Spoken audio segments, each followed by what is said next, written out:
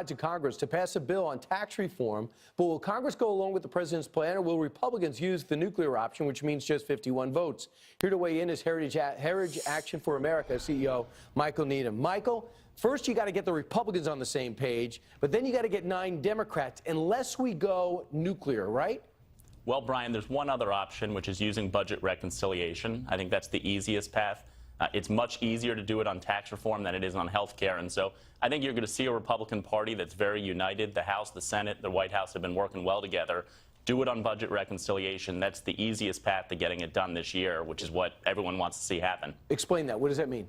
So budget reconciliation means that once the House and the Senate pass a budget, which will be challenging, but I think the president was right to say the American people are sick of this Congress and especially this Senate not getting anything done. Once you pass a budget, you're allowed with just 51 votes to pass the policies that implement that budget, that start getting us on a path towards reducing the deficit, reducing debt. And so I think that's the mechanism they tried to use on Obamacare. It failed for a whole bunch of reasons. That's the easiest path forward to getting tax reform done. And the American people know we need tax reform. We need growth. Let's get it done as quickly as possible. And the line of thought is we pass a budget for 2018, and we're going to do tax reform because it affects 2018, even though this will be the biggest reform in taxes in 20 years, 20-plus years. You can do something that massive on reconciliation?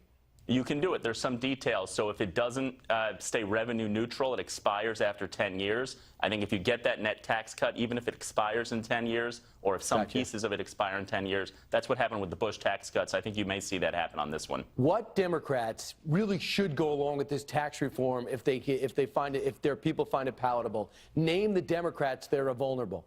Well, all of them should go around with it. It's kind of ridiculous, and it's a party that doesn't want to legislate. I think the president was right first to point out Claire McCaskill. She's running, claiming she wants to reform taxes. I don't think she's serious about that. I think she's telling her voters one thing with no intention of doing the others, but let's see if she'll come to the table. The other thing to look at is that 45 out of 48 Democrats earlier this year signed a pretty unreasonable letter saying that they would only come to the table on tax reform with a whole bunch of kind of class warfare, typical Democrat type perspectives. The 3 who didn't sign it, Joe Manchin from West Virginia, Heidi Heitkamp from North Dakota, and Joe Donnelly from Indiana, if they want to follow through and prove that they're serious, they're going to have to come to the table and be a part of this. Still wouldn't give them 60. And keep in mind, Joe Manchin said, don't care if I get elected, don't care if I get defeated. How about that? If they think they're going to pressure me because I'm up for re-election, I can't be wrangled into voting for blank, but I don't like that I don't like and can't explain. So he will probably not cave to Schumer.